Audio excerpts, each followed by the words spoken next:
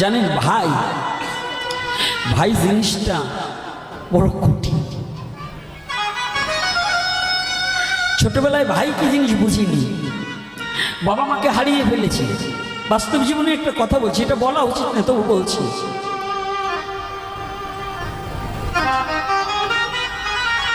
একই মায়ের গর্ভে 3টা ভাই 2টো বোন জন্মগ্রহণ করেছি। আমি তো অনেক আগেই চলে এসেছি, কিন্তু আজও এই শরীরটা অসুস্থ নিয়েও আপনাদের চরণ প্রান্তে ছুটে আসে। বিভিন্ন জায়গা ছুটে যাই, বিভিন্ন জন বিভিন্ন রকম কথা বলে। আমার বড়দা মেজদা এমন কোনো দিন নেই দুবার আমাকে ফোন না দিয়ে ওরা ঘুমাতে পারে।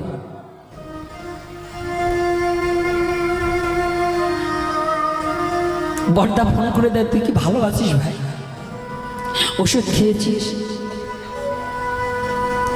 জানি জানি বাবার অভাবটাকে কোনোদিন বুঝতে দিতে চায় না। মেজদাও তাই। এই আমার অসুস্থর কথা আমাকে বলছে, ওষুধ খেয়েছিস, তুই ডাক্তার দেখিয়েছিস? আমি একটু আর কি করে বলেছি কি, আমি টাকা পাবো কোথায়? দেখো না 2 মাস ধরে আমি প্রোগ্রাম রাখতে পারছি না শরীর অসুস্থতার কারণে। মন্দিরে চলে এসেছে এই ছেলেটা আছে, এসে আমার রুমে গিয়ে বলতেছে, ও গরিব মানুষ, ওর কপাল পোড়া, ওর 17 বছরের ছেলেটা একদিনের জ্বরে মারা গিয়েছে। সেই ভাই আমার কাছে এসে আমার পিঠ হাতাচ্চার বলছে, তুই চিন্তা করিস কেন, আমার ঘরে আমার একটা গাভী আছে, আমি গাভীটা বিক্রি করলে প্রায় 80-90 হাজার টাকা পাবো, তোরে আমি দিয়ে দেবো।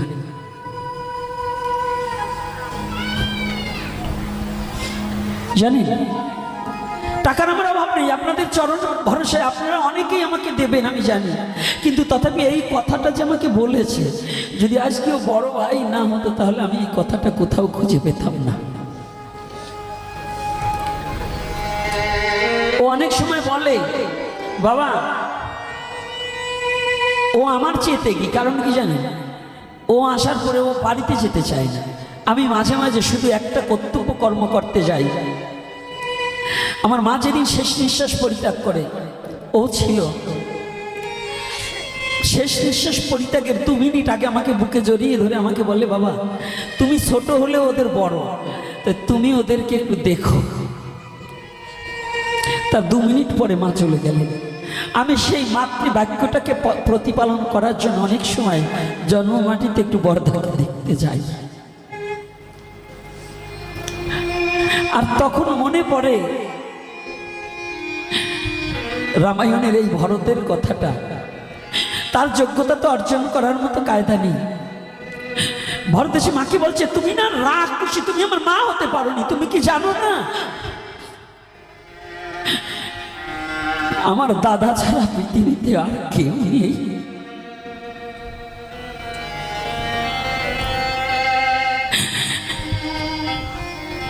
তুমি জেনে যাও, শুনে যাও, পুত্র মারা গেলে পুত্র পাওয়া যায়, আর একটা পুত্রকে জন্ম দেওয়া যায়। মা মারা গেলে মাকে পাওয়া যায়, পুত্রকে কন্যাকে কোলে নিয়ে। বাবা মারা গেলে বাবাকে পাওয়া যায়, পুত্রকে বুকে নিয়ে বাবা বলে। কিন্তু যদি জোরের ভাই হারা হয়ে যায় তাহলে ভাইকে আর খুঁজে পাওয়া যায় না।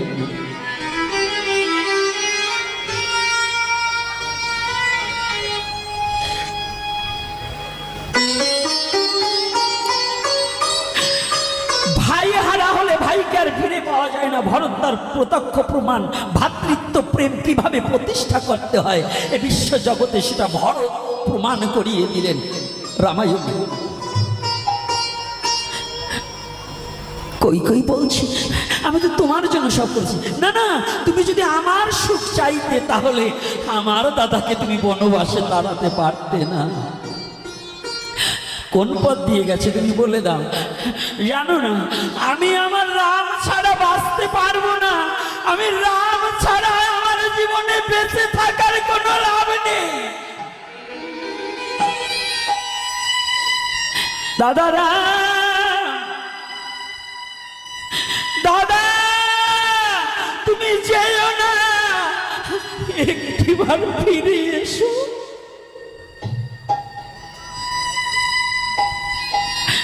ধুলায় ধূসারিত অবস্থায় রামচন্দ্রের পদচিহ্ন দেখে দেখে ভরত ছুটে গেলে। অনেক দূরে গিয়ে হাঁটতে হাঁটতে গিয়ে ভরত পেলে। ভরত গিয়ে দাদাকে জড়িয়ে ধরলেন, চরণ দাদা তুমি চলো, মা নয় তোমাকে এটা করেছে, আমি এই রাজ্য চাই না, তোমার মতো ভাইকে হারিয়ে আমি কোনোদিন রাজ্য চাই না, তুমি চলো ওই রাজসিংহাসন। রামচন্দ্র বললেন, ভরত আজকে যদি আমি ফিরে যাই, জগৎজি কোনোদিন বুঝতে পারবে না ভাই হয়ে ভাইয়ের প্রতি কর্তব্য কর্মটা কি, সন্তান হয়ে পিতার প্রতি কতটুকু কর্মপরায়ণতা হতে হয়, কর্তব্য পরায়ণতা হতে হয়, কেউ জানবে না। ভাই তুমি চলে যাও, আমাকে আমার কর্তব্য কর্ম থেকে বঞ্চিত করে দিও না। রামচন্দ্র, ভগবান রামচন্দ্র ভরতকে সুন্দর করে বুঝালেন, শত্রুঘ্নকে বুঝালেন। এইবার বিদায় নেবে। এখন বললেন, দাদা আমার একটা কথা নেবে। দাদা জীবনে তো তোমার কাছে কিছু চাইনি, আজকে একটা ক্ষুদ্র একটা জিনিস তোমার কাছে ক্ষুদ্র, কিন্তু আমার কাছে অনেক বৃহত্তম হবে, তুমি একটিবার আমার কথাটা রাখবে দাদা? হ্যাঁ, তুমি ভাই হয়ে চাইলে বলো, এই বনবাসী ভাইয়ের আর কি আছে? এই বনবাসী ভাইয়ের আর কি আছে, আর কি দেব? তবে তুমি যখন চেয়েছ আমি দেব, বলো দাদা। জগতে আর কিছু চাই না, তোমার ওই চরণের খরম দুখানা আমাকে দিয়ে যাও। তোমার এই ভাই, অবাধ্য ভাই, এই চরণের খরম দুখানা রাজ সিংহাসনে রেখে ওই খরমের নিচে বসে শুধু তোমার কোনো কথা এবং তোমার ন্যায় পরায়ণতা হয়ে রাজ্য পরিচালনা করবে। হরিবা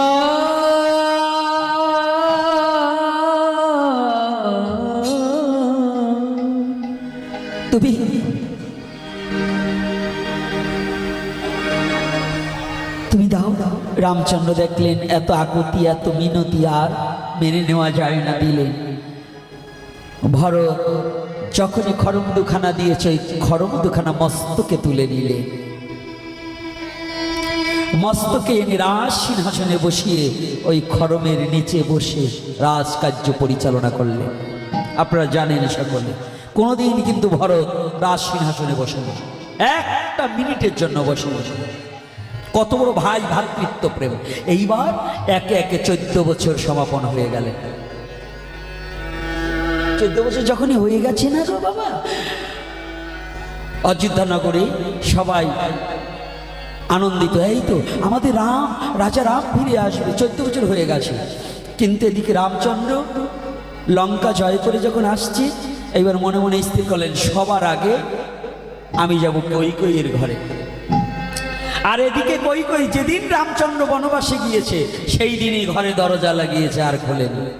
ওই ভরতের বিষণ্ণতা এবং কটু কথায় আত্মগ্লানি এসেছে, তাই তো আমি তো মা হতে পারি না, আমি রামচন্দ্রকে বনবাসে দিলাম, তাহলে তো আমি মা হতে পারিনি, আমার এই মুখ আর রামকে দেখাবো না।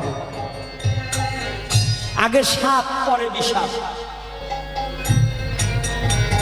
রামচন্দ্র এসে যখন অযোধ্যা নগরে, রাম রাম বলে সবাই জয়ের ধ্বনি করে।